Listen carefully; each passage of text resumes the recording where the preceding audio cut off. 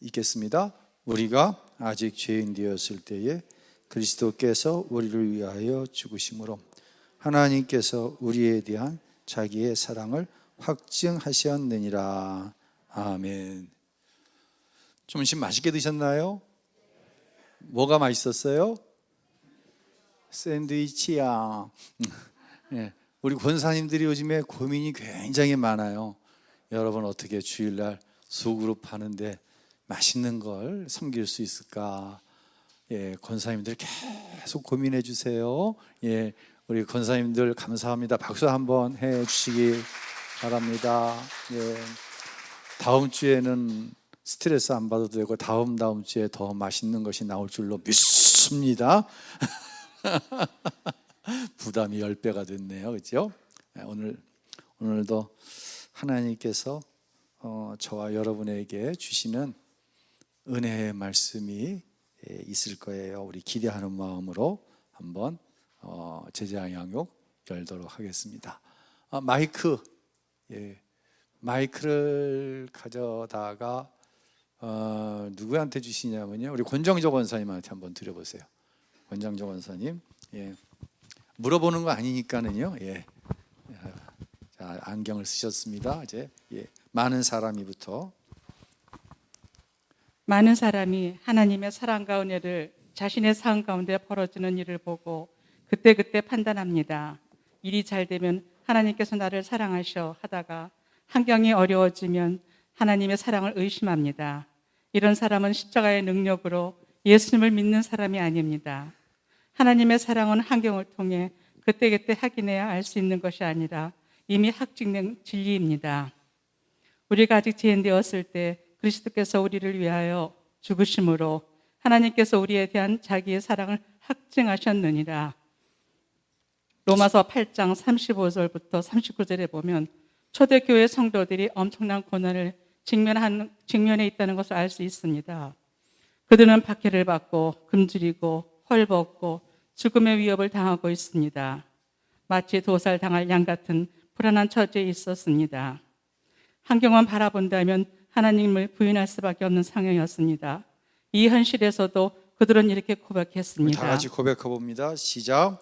그러나 이 모든 일에 우리를 사랑하신 이로 말미암아 넉넉히 이기느니라. 계속 읽습니다. 이것은 그들의 사랑이 실제인 예수님을 늘 바라보고 있었다는 확실한 증거입니다. 십자가는 하나님의 사랑을 나타내는 가장 강력한 표징입니다. 그 놀라운 사랑이 모든 것을 바꾸고 변화시킵니다. 우리가 과거에 어떤 삶을 살았든지 어떤 죄를 지었든지 현재 어떤 문제가 있든지 그 사랑으로 인하여 새로워질 수 있습니다. 자, 누가복음 15장 11절로 24절. 여기서 우리는 뭔가를 지금 발견해 낼 거예요. 한번 좀 깊숙이 읽어보도록 하겠습니다. 또 이르시되 어떤 사람에게 두 아들이 있는데 그 둘째가 아버지에게 말하되 아버지여 재산 중에서 내게 돌아올 분깃을 내게 주소서 하는지라. 아버지가 살림을 각각 나누어 주었더니 그 후 며칠이 안 되어 둘째 아들이 재물을 다 모아가지고 먼 나라에 가 거기서 허랑방탕하여 그 재산을 낭비하더니 다 없앤 후 그 나라에 크게 흉년이 들어 그가 비로소 궁핍한지라. 가서 그 나라 백성 중 한 사람에게 붙여 사니 그가 그를 둘러 보내어 돼지를 치게 하였는데 그가 돼지 먹는 지엽 열매로 배를 채우고자 하되 주는 자가 없는지라. 이에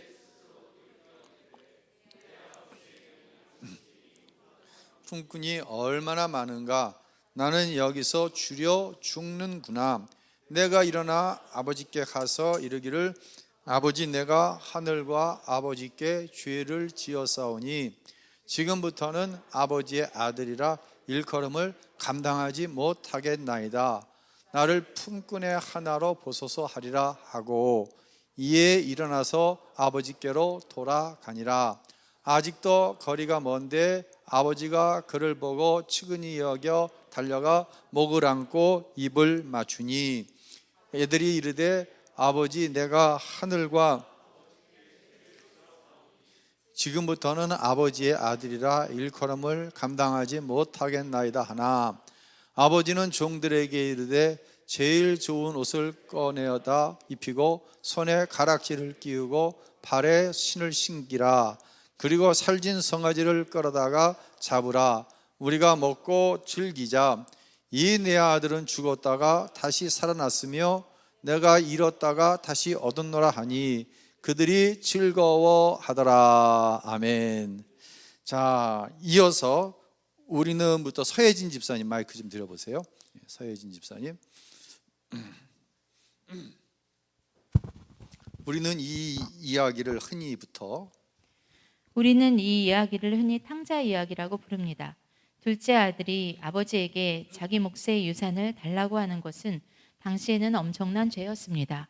지금이야 그럴 수도 있지라고 할 수 있지만 당시 유대인들의 시각으로 보면 그것은 아버지가 죽기를 바라는 것과 같은 것이었습니다.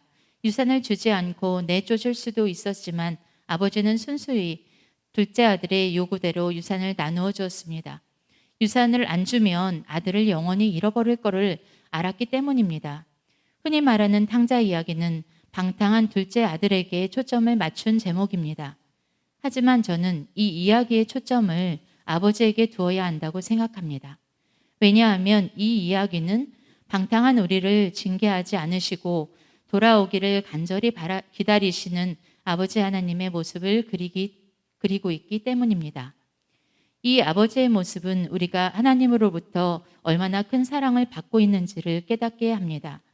우리가 이 사랑을 깨달을 때 진정으로 회개할 수 있습니다.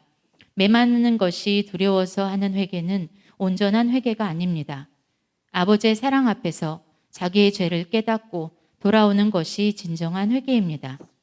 아버지는 탕자가 완전한 실패자의 모습으로 돌아왔을 때 그를 달려가서 끌어안았습니다. 돼지 오물로 엉망인 아들을 그대로 끌어안고 입을 맞추었습니다. 그 순간 탕자의 죄와 고통의 짐을 벗겼습니다. 십자가의 능력은 우리를 향한 하나님의 위대한 사랑을 깨닫게 합니다. 진정한 회개는 하나님의 사랑을 깨달을 때 시작됩니다.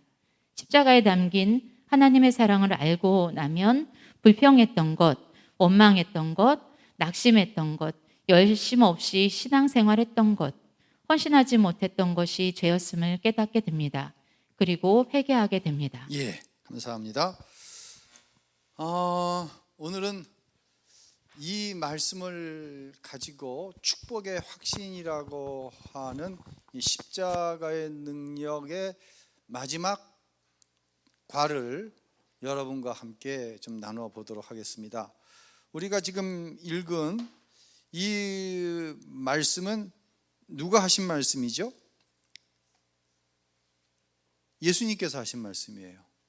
누구 들으라고 하신 말씀일까요? 이 말씀은 누구 들으라고 하신 말씀일까요? 나일 수도 있지만 이 당시에 예수님께서 말씀하는 그 2000년 전에 누구를 향해서 하신 말씀이에요? 누구를? 유대인들을 향해 하신 말씀이에요. 즉 이거는 첫째 아들을 향해 하신 말씀이에요. 왜? 이 첫째 아들에 대한 이야기가 다 읽지는 못했지만 이 둘째가 돌아옵니다. 그래서 이 두 이야기를 우리 흔히 탕자의 이야기, 돌아온 탕자라고 제목을 붙이잖아요. 돌아왔을 때 아버지는 달려나가서 자기의 옷을 벗어 아들에게 입혀주고 가락지를 아들에게 끼워줍니다. 그리고 하인들에게 이야기를 소를 잡고, 돼지는 못 잡죠, 관습상 소를 잡아가지고 온 동네 사람을 초청해서 잔치를 벌이라고 이야기합니다. 이유는 집을 나갔던 아들이 죄로 인하여서 실패했던 아들이 다시 아버지에게 돌아온 것을 축하하기 위해서 동네 사람을 다 청하라고 합니다. 이 이야기를 누가 듣고 있어요? 큰아들이 듣고 있는 거예요. 큰아들이 아버지와 함께 기뻐했어요? 불평했어요? 불평했어요. 뭐라고 불평했어요? 나는 아버지의 말을 한 번도 어긴 적이 없어. 아버지가 시키는 대로 다 했어. 근데 아버지는 한 번도 내 아이가 한 일을 칭찬하기 위해서 소를 잡은 적도 없고 동네 사람 모아놓고 나를 지켜 세워준 적도 없어. 그런데 이게 뭐야? 자기 몫의 재산을 가지고 타향에 가서 허랑방탕하게 다 까먹고 돌아온, 거지가 돼서 돌아온 동생으로 인해서 이렇게 잔치를 벌인다고? 이러한 큰 형을 향해 하는 얘기예요. 이 얘기는 예수님의 의도는. 여기서 큰 형은 누구예요? 유대인들이에요. 당시 유대인들은 하나님을 잘 믿었다고 생각했어요? 안 믿었다고 생각했어요? 적당히 믿었다고 생각했어요? 잘 믿었다고 생각하는 유대인들을 향한 이야기예요. 그런데 이건 이야기 정도가 아니라 예수님께서 지금 유대인들을 향해서 이런 표현을 좀 이해하세요. 정죄하고 있는 거예요. 지금 유대인들을. 그것도 율법을 잘 지킨다고는 유대인들을 강하게 정죄하고 있는 거예요. 그래서 2000년 전의 이야기로 따지면 이것은 큰아들을 향한, 유대인들을 향한 신앙적인 열심이 있다고 하는 그 유대인들을 질책하시는 말씀이었어요. 그런데 오늘 이 책의 저자는 누구의 말씀으로 듣자? 아버지의 말로 듣자. 돌아온 탕자를 용서하시고 그를 기꺼이 받아준, 그뿐만 아니라 큰아들에게도 주지 못했던, 그 율법주의자들에게 주지 못했던 그 모든 사랑과 축복을 다 누구에게 주었어요? 둘째 아들에게 주었다는 거예요. 지금 이 저자는 여기에 초점을 맞추어서 우리에게 있어서 가장 커다란 축복은 뭐냐? 바로 하나님의 이러한 사랑을 받은 것이 가장 커다란 축복이다로 십자가의 능력 제5단원을 마무리하고 싶어 하는 의도가 있어요. 자, 여기까지는 우리가 교제를 통해서 알았고요. 이제 누가 남았어요? 유대인을 향한 말씀, 하나님 아버지의 사랑, 누가 남았어요? 이제 둘째 아들이 남은 거예요. 둘째 아들은, 이건 둘째 아들에 관한 이야기예요. 히스토리예요.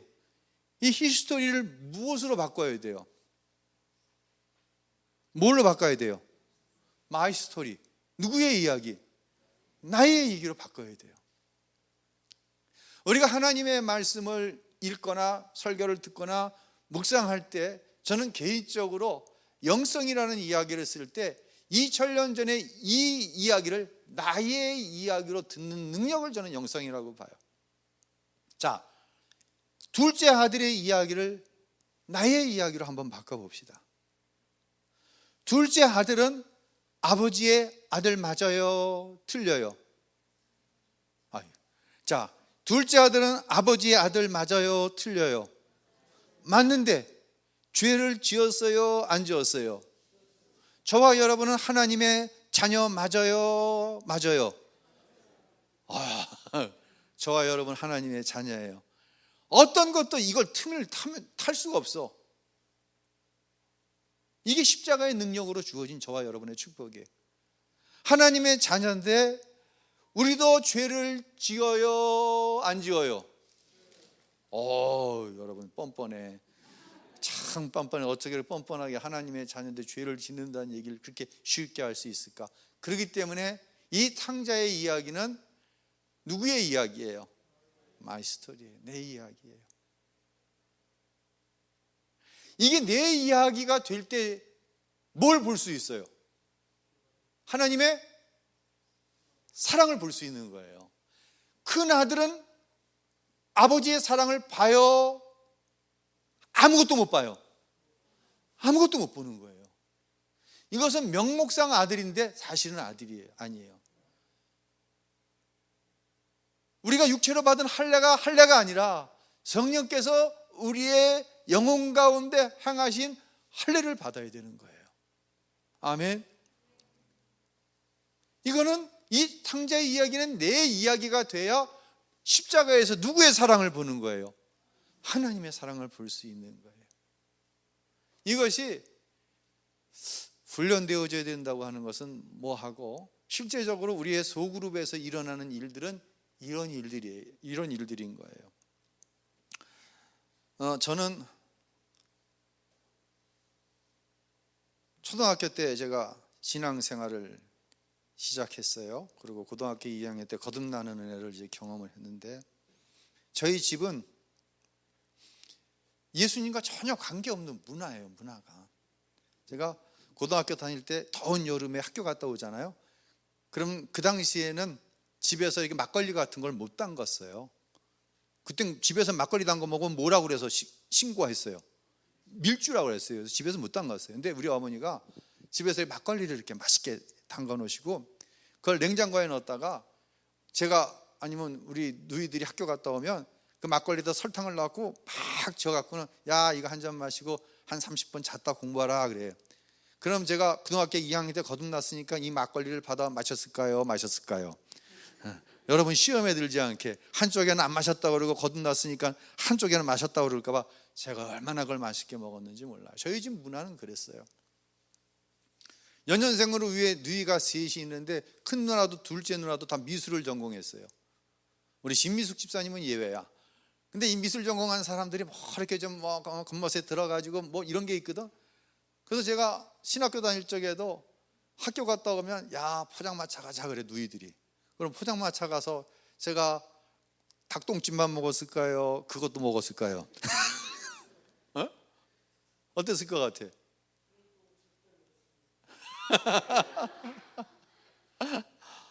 아무런 죄의식이 없이 누이들하고 우리 집에서는 그러고 들어가도 야 무슨 교회 다니는 애가 그러냐, 무슨 신학교 다니는 애가 그러냐, 그런 사람이 없었어요. 우리 집에는 이게 너무나도 자연스러운 거였어요.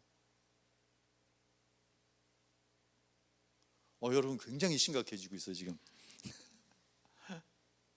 그런데 제가 군대 갔다 와서 하나님께서 내 마음속에 무슨 마음을 주시냐면 너 자유하냐, 너 자유하냐. 이건 무슨 의미인지 아시죠? 왜 모르는 것 같아요 여러분들은? 너 정말 지금 자유하냐? 우리 집에서는 이게 아무 일도 아니야. 그리고 제가 만나는 친구들은 고등학교 동창들이 많은데 제가 대건고등학교 나왔거든요. 이건 어느 계통의 학교야? 김대건 신부 기념해서 만든 캐톨릭 쪽의 학교예요. 그러니까 신부들은 술, 담배 다 자유롭게 하잖아요. 그래서 저는 우리 기독교에서는 술을 금지하는 게 얼마나 감사한지 몰라. 만약에 개신교의 성직자들에게도 이게 술이 자유롭다고 이야기하면 아마 여러분 집에 신방 가면 그럴 거예요. 목사님 이거 30년산 뭔데 한잔하고 가시죠. 감사합니다. 한 잔 받아 먹고. 야 우리 목사님은 와인을 좋아하지. 아니야 독한 거 줘. 다음 집에 가면 또 주고 또 주고. 저희 아버님이 가족들이 다 모였는데 명절날 가족들이 다 모였어요. 그때는 제가 술을 이제 안 마실 때였어요.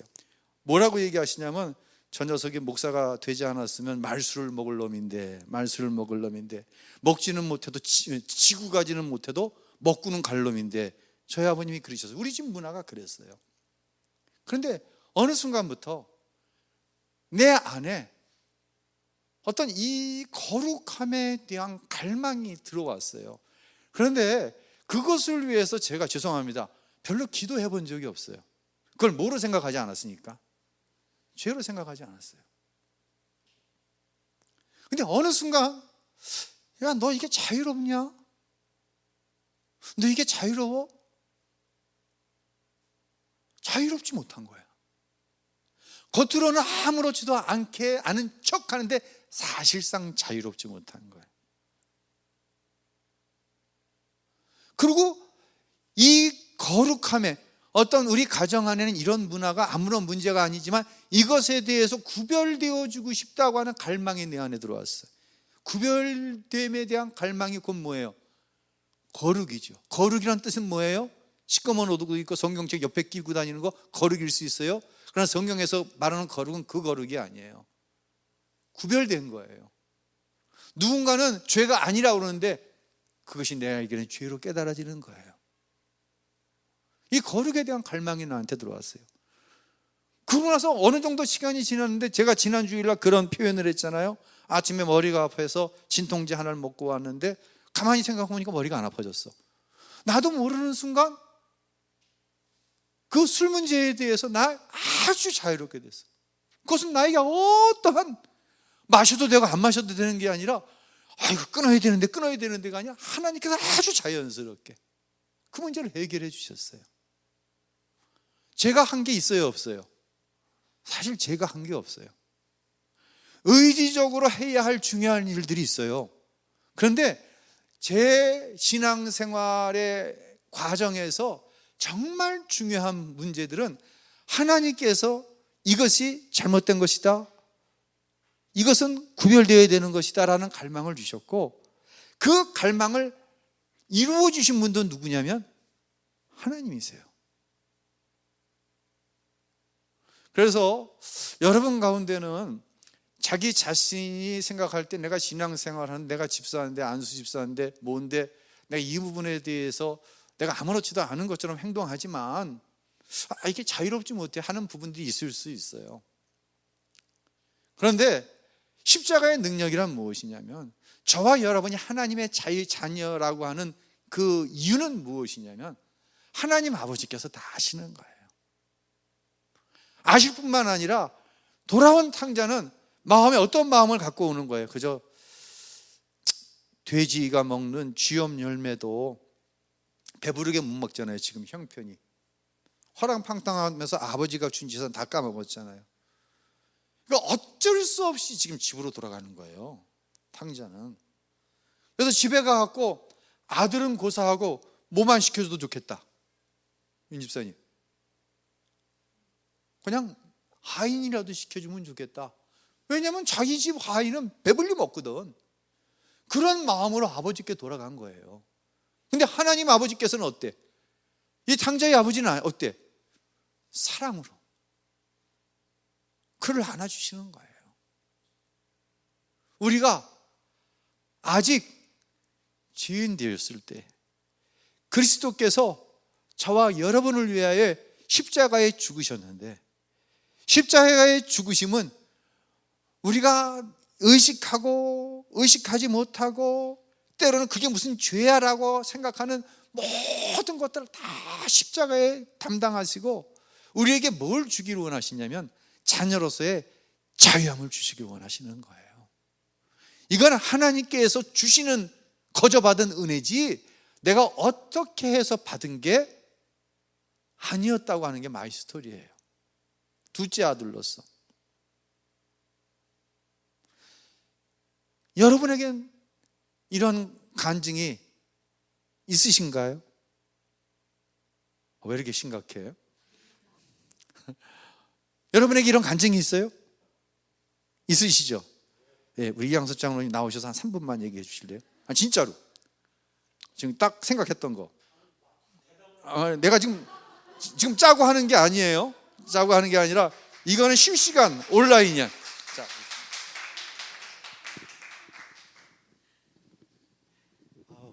미치겠나 진짜.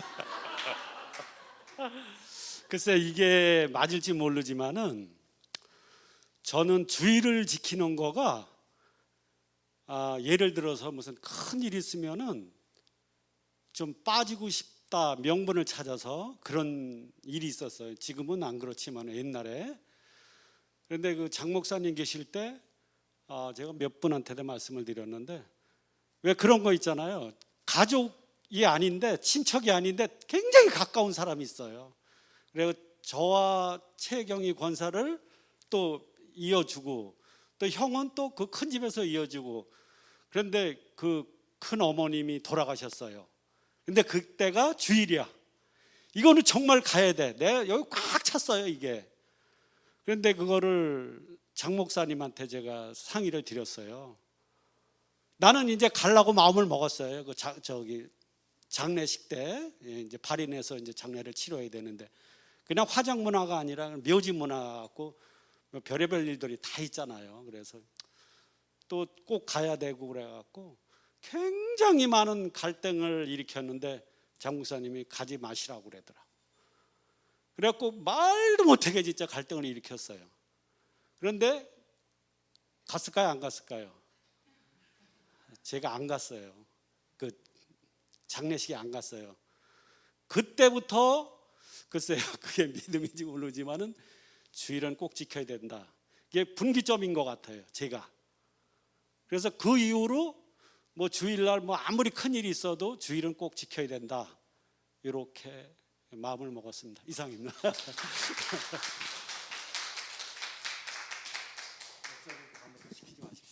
감사합니다. 존경합니다. 장로님이 되셔가지고.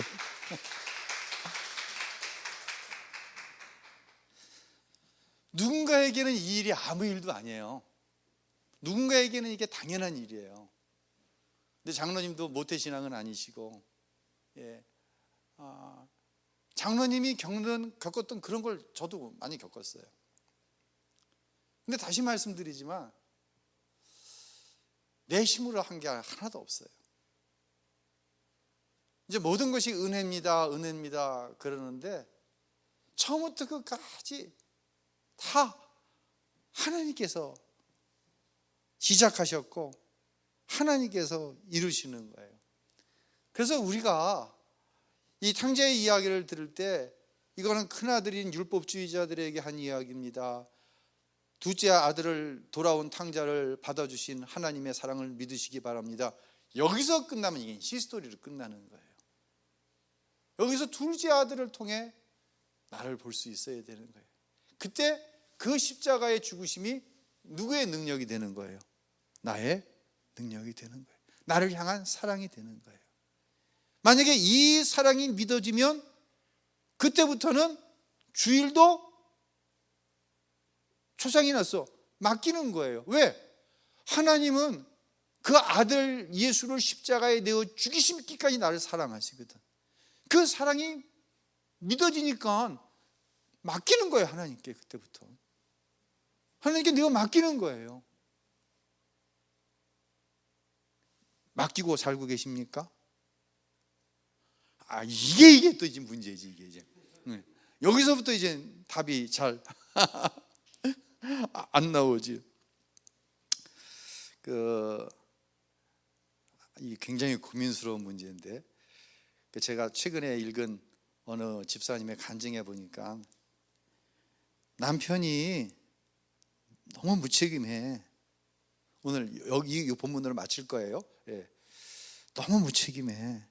그냥 직장도 다니다가 직장 생활을 하면은 상사와 좀 상사에게 억울한 일을 당할 수도 있고 갈등이 있을 수도 있잖아요.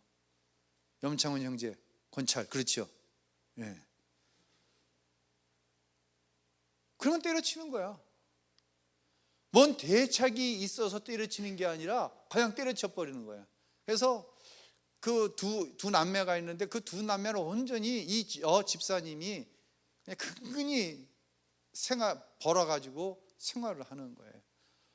그리고 또 좀 잔소리가 아니죠. 여보, 어디 좀 이력서 좀 내봐요. 여보, 좀 힘들어도 소득이 월급이 적어도 여보, 당신 일을 좀 했으면 좋겠어요. 그럼 사람 무시한다고 나가서 술 먹고 들어와 가지고 막 집안에 물건을 부수고 이런 남편이에요. 근데 어느 날 그러면 안 되는데 남편의 지갑을 한번 열어봤어요. 여러분 집에 가서 절대로 남편 지갑 열지 마요. 예. 지갑을 열어봤는데 어느 여자와 꼭 끌어안고 셀카를 찍은 게 있는 거예요.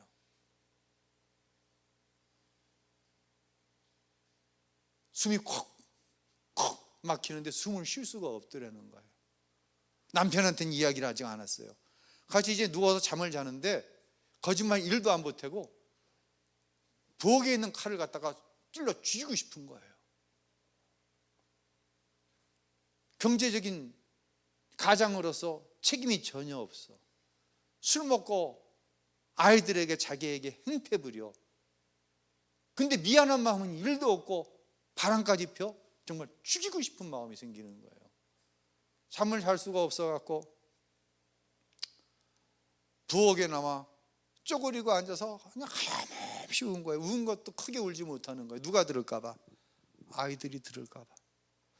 그러다가 큐티 노트를 열었는데 그때 디모데전서 4장의 말씀이 나왔어요. 말씀 한번 띄워보세요. 자, 읽어보겠습니다. 시작. 하나님께서 지으신 모든 것이 선하매 감사함으로 받으면 버릴 것이 없나니 하나님의 말씀과 기도로 거룩하여 짐이라. 예. 감사함으로 받으면 뭐 할 것이 없다? 버릴 것이 없다는 게 쑥 하고 들어온 거예요. 바람까지 피는 남편이지만 하나님께서 나에게 감사의 제목으로 주신 거야. 이게 믿어지지는 않는데 큐티노트를 읽을 때 그 말씀이 쑥 하고 들어오니까 더 견딜 수가 없는 거예요. 왜? 미워하는 마음이 아니라, 싸우고자 하는 마음이 아니라, 하나님께서 감사의 마음을 품으라고 그러는데 이 말씀을 어떻게 할 수가 없는 거예요. 그래서 더 울었다는 거예요. 두 번째 울은 거는 남편이 죽이고 싶도록 믿고 억울해서 운 것이 아니라 이 구별된 거룩한 하나님의 말씀을 행할 능이 자기 안에 없음을 보고 울었다는 거예요. 하나님은 나 같은 것을 위해서 독생자까지 내어주셨는데, 그토록 사랑하셨는데, 감사함으로 받으면 무능력하고 술 먹고 행패 부리고 바람 피우는 남편이라고 할지라도 버릴 것이 없다고 하는데 내 마음엔 그 감사가 없는 거예요. 이것이 남편이 바람을 피운 것보다 더 속상해서 울었다는 거예요. 여러분, 이게 십자가의 능력으로 살아가는 거예요. PPT 한번 보겠습니다. 자, 여기까지만 이야기하면 마음에 와 닿아요? 마음에 와 닿긴 하는데 이건 여전히 그 집사님의 뭐예요? 이야기죠. 이게 마이 스토리가 되어서 옵니까? 와요? 어떻게 생각하세요? 이명성 집사님, 죄송합니다. 김장관 집사님이 바람 피고 들어왔는데 사진 걸렸어. 어떻게 할게요? 죽여야죠. 잘해서 박수 한번 쳐주세요. 정답을 얘기했어요. 죽여버려야지 그거는. 지까짓 게 나를 위해서 한 게 뭐가 있다고 있지. 바람까지 피우고 있지. 김장관 집사님 죄송합니다. 아니 이게 저와 여러분의 마음이에요. 그러면 뭐에 걸려버리냐면 도대체 그 집사님이 가지고 있는 십자가의 능력, 이게 축복의 확신인데 그 집사님이 가지고 있는 십자가의 능력, 십자가를 통한 축복 나에겐 있는 거예요, 없는 거야? 있는 거예요, 없는 거예요? 여러분, 이것 때문에 갈등해 본 적 없어요? 난 지금도 이것 때문에 갈등해. 왜 그 목사님은 그게 되는데 왜 나는 안 되지? 그 목사님이 받은 십자가의 은혜와 능력과 내가 받은 십자가의 은혜와 능력이 다른가? 그래서 지금도 나는 힘을 쓰는 게 그 목사님의 이야기가 아니라 그 이야기가 내 이야기가 되기를 원하는 거예요. 근데 놀라운 것은 그 진리와 거룩함에 대한 갈망이 불어 넣어지면 누가 이루셔? 하나님이 이루어 가시더라고요. 아멘. PPT 한 장 보죠. 자, 이거 제가 한 2번 설교 때와 성경 공부 때 이 말씀을 드렸던 건 같은데요. 이건 이제 우리 감리교 성결교회 신학적인 기초를 다져놓으신 요한 웨슬레 목사님께서 구원론을 이야기할 때 이 성화의 과정을 얘기해요. 그러니까 구원론이면서도 이건 성령론이에요. 제가 이 단어로 들어가면 성령에 관한 이야기가 나올 때 다뤄질 수 있을 거예요. 처음 성령이 내 안에 오셨을 때 일어나는 현상은 회개예요. 뭐가 죄로 깨달아지냐면 하나님을 믿지 않는 것이 죄로 깨달아지는 거예요. 세상 사람들에게 전도할 때 제일 어려운 게 뭐예요? 회개하세요. 회개하고 예수님 믿으세요. 그럼 대뜸 무슨 공격이 날라와. 내가 사람을 죽였냐? 사기를 쳐먹었냐? 너 왜 나한테 회개하라고 그래? 그런다고요. 근데 여기서 얘기하는 회개는 다시 말씀드립니다. 하나님을 믿지 않는 거예요.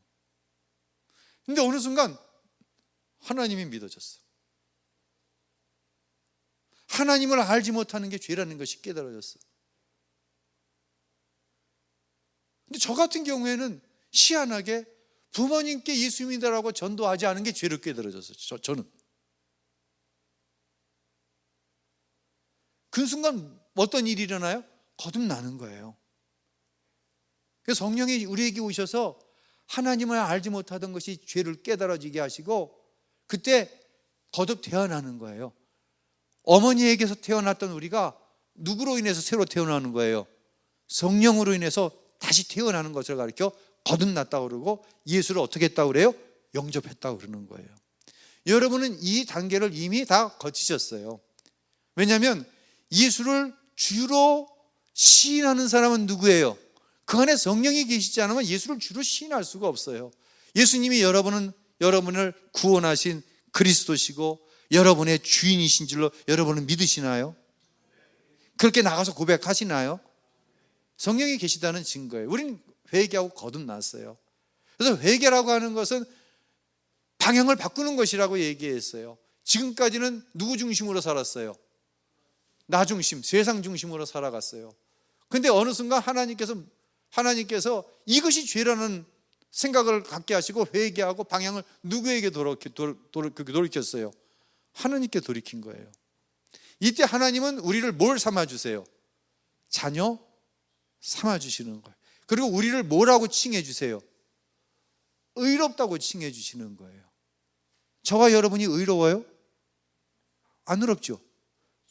안 의로운데 의롭다고 하시는 거예요. 흰옷을 입은, 오늘 요한계시록에서 얘기했던 흰옷을 입었다고 하는 것은 예수 그리스도의 피로 우리의 더러운 죄의 옷을 깨끗하게 하셨기 때문에 우리가 흰옷을 입게 된 거예요. 의인이라고 칭해 주시는 거예요. 그런데 문제는 뭐냐? 여전히 우리 안에 뭐가 남아있어? 죄의 성질이 남아있는 거예요. 죄성이 남아있는 거예요.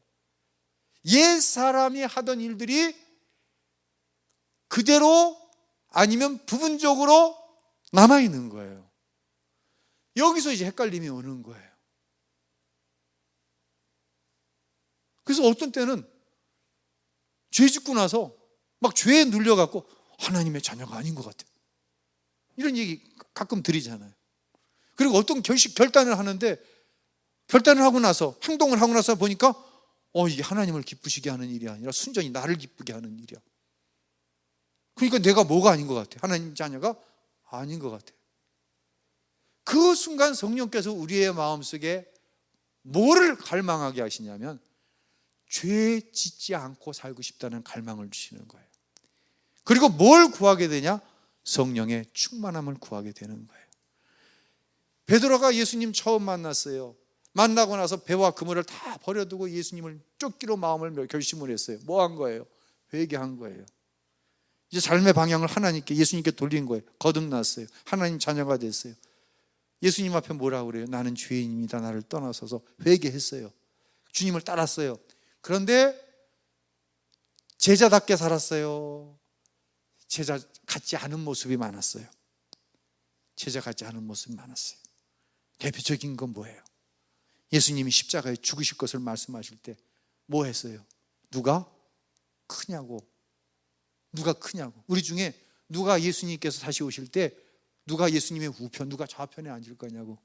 이 짓 하는 것을 보고 야, 제자들이 예수 믿었나? 도대체 제자들이 회개하고 거듭나? 이 생각할 수 있어요. 그러나 제자들은 회개하고 거듭났어요? 안 났어요? 회개하고 거듭난 거예요. 근데 예수님께서 승천하시면서 제자들에게 말씀하시는 거예요. 예루살렘을 떠나지 말아라. 그리고 뭘 기다리라? 성령을 기다리라. 예수님 떠나고 나니까 너무 두려운 거예요. 이게 뭐야? 예수님이 육신으로 우리와 함께 있을 적에는 막 능력도 나타나고 기적 행하고 막 두려운 거야. 예수님을 잡아 십자가에 내어 죽였던 사람들이 우리도 잡아 죽일까 봐 모여가지고 전전긍긍하는 거예요. 그러면서 그들은 예수님께서 명하신 성령의 충만함을 위해서 기도했어요. 오순절 마가의 다락방에 성령 충만이 임했어요. 제자들이 달라졌어요. 완전히 달라졌어요. 완전히 달라졌어요. 그때부터는 죽음이 두렵지 않아요. 그때부터는 진짜 제자로서의 온전한 능력을 발휘하면서 사는 거예요. 저와 여러분 하나님의 자녀예요. 근데 여전히 죄의 성질에 눌려 사는 부분이 있어요. 그래서 우리는 성령 충만을 사모하는 거예요.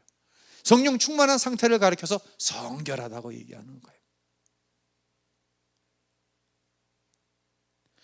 이 자리에 계신 분, 제가 모르긴 몰라도 대부분 성령 충만을 경험했어요. 그런데 항상 성령 충만하지는 못한 것 같아요. 누구의 이야기로 봤을 때? 마이 스토리로 봤을 때. 그래서 항상 성령 충만하기를 원하는 거예요. 내 어떤 죄성, 옛사람이 나를 지배하는 것이 아니라 오직 성령이 내 안에 충만하셔서 차고 흘러 넘치기를 원하는 거예요. 이때 일어나는 게 뭐예요? 너희가 성령을 받으면 무엇을 받고? 권능을 받고. 이때부터는 내 자랑이 나가는 게 아니에요.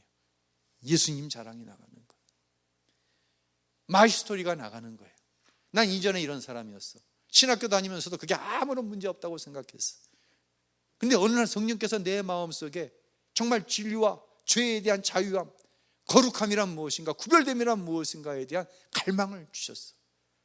내가 노력한 것이 아니라 성령께서 그 갈망을 주셔서 그 갈망을 놓고 기도할 때 어느샌가 하나님께서 그 모든 죄라고 생각하지 않았던 그 죄, 날 자유롭게 하지 못하는 건 죄예요. 하나님의 자녀로서 하나님께서 허락하신 그 모든 것을 누리지 못하게 하는 건 죄예요.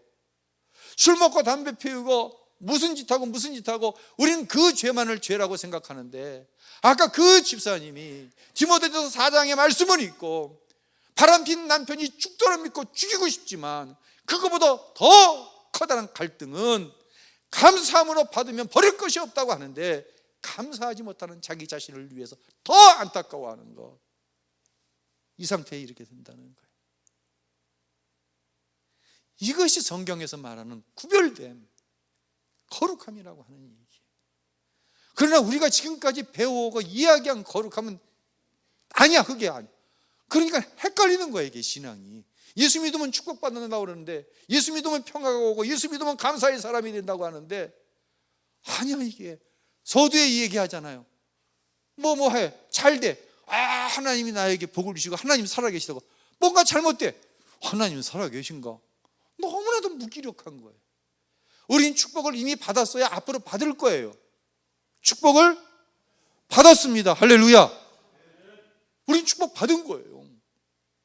그 더 나아가서 영화로운 단계는 캐톨릭에서 뭐 그런 의미를 쓰는지 모르겠지만 흔히 이야기하는 성자라고 하는 것.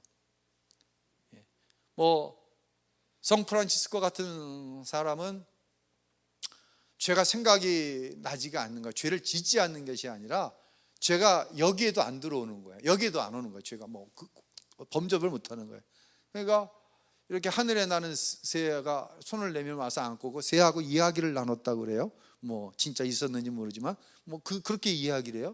이게 영화로운 단계. 이 영화로운 단계는 예수님께서 공중에 임하실 때 우리가 그대로 들려 올라가는데 육체를 가지고 들려 올라가는 것 같지만 그 몸은 죽음을 알지 못하고 질병에 대한 것을 알지 못하고 누군가를 미워하거나 뭐 이런 것들을 알지 못하는 예수님과 같은 몸을 가지고 들려 올라가는 줄로 믿으시길 바랍니다.